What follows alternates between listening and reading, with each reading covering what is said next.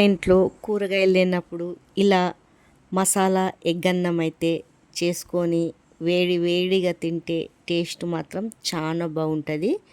దినంబడి రాయితా పెట్టుకొని తినేయాలండి. ఒక ముద్ద ఎక్కువైనా తింటారు. టేస్టు అలా ఉంటుంది. దీని ప్రాసెస్ నేను ఎలా చేశానో చూపిస్తాను. వీడియో స్కిప్ చేయకుండా అయితే చూడండి. ఫస్ట్ ఒక గిన్నె తీసుకున్నాను. దాంట్లో నేను 4 పావులు నూనె అయితే వేసుకున్నానండి.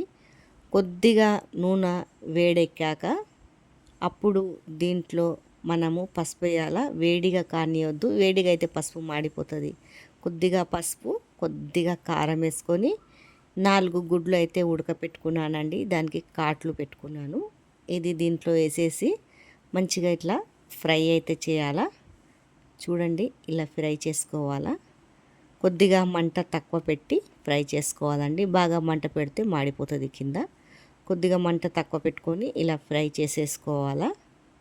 మంచిగా ఎగిపోతుందండి. ఇలా ఫ్రై చేసుకుంటే దానికి మసాలాలన్నీ పడుతుంది. తర్వాత ఇవి బాగా ఎగిపోయాక ఇలా పక్కకైతే తీసేసుకుంటున్నానండి. ఈ గుడ్లని నేను ఒక పెద్ద ఆనియన్ తీసుకొని సన్నగా అయితే తరుక్కున్నానండి.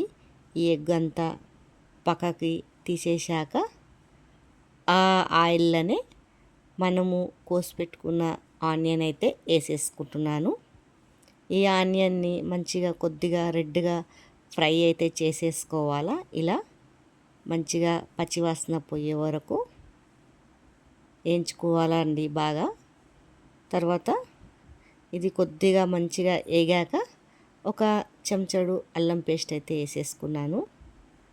ఇది తొందరగా 10 నిమిషాలలో అయిపోతుందండి. ఎక్కువ టైం కూడా పట్టది. చూడండి, ఇదంతా పచ్చివాసన పోయాక తర్వాత కొద్దిగా అల్లం పేస్ట్ వేసేసుకున్నాక పట్టా, లవంగాలు, ఇలాచీలు అయితే వేసేసుకున్నాను.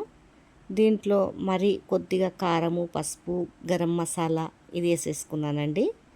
ఇదంతా మంచిగా పచ్చివాసన పోయే వరకు ఫ్రై చేశాక కొత్తిమీర, పుదీనా కొద్దిగా వేసేసుకున్నాను.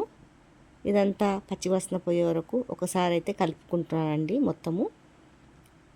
ఇదంతా ఏంపేసేయాలా. ఒక 2 నిమిషాలు బాగా వేగిపోయాక మనము బియ్యము ఎంత తీసుకుంటామో కొలతతోటి నీళ్ళైతే పోసేసుకోవాలండి. ఏ గిలాసతోటి బియ్యం తీసుకున్నామో ఆ గిలాసతోటే నీళ్ళు పోసేసుకోవాలా. ఒక గిలాసకి 2 నీళ్ళైతే పోయాలండి, గ్లాసులు. తర్వాత కొద్దిగా బాగా మసలాక ఇంట్లో బియ్యమే అండి కడిగి దీంట్లో అయితే వేసేస్తున్నాను బాగా. చూడండి, ఇదంతా దీంట్లో వేసేసాక మొత్తము కలిపేయాలండి. తర్వాత ఈ ఎగ్గును కూడా దీంట్లోనే వేసేయాలి. ఇవంతా మంచిగా ఉడికి మసాలాలన్నీ దీనికి ఉప్పు గిట్లా అంతా బాగా పడుతుందండి. చూడండి, ఇదంతా బాగా పడుతుంది. ఇదంతా వేసేసాక ఉడకనియాలండి. కొద్దిగా సిమ్ము మంట మీద పెట్టి మంచిగా ఉడకనియాల. చూడండి, అంత బాగా కొద్దిగా ఉడికాక పైనుంచి ఒక నిమ్మకాయ అయితే పిండి అయితే వేసేస్తున్నాను. ఇలా ఒక నిమ్మకాయ పిండి వేసేసాక కొద్దిగా సిమ్ము మంట పెట్టి ఉడకనియాల. మూత పెట్టేసి మొత్తం అయితే దగ్గరికి అయితే వచ్చేస్తుంది. మంచిగా కుక్ అయిపోతుందండి. కలిపేసి ఒకసారి అయితే కలిపి మూత పెట్టి పెట్టేయాలండి. మొత్తము నీళ్ళు దగ్గరికి వచ్చేస్తుంది. ఇలా ఒకసారి కలుపుకోవాలా. ఎక్కువసారి అయితే కలపొద్దు, ఎందుకంటే బియ్యం అంతా ఇరిగిపోతుంది. మన ఇంట్లో బియ్యం కదా. మీకు నచ్చినట్లయితే లైక్, సబ్స్క్రైబ్ చేసి కామెంట్ అయితే చేయండి.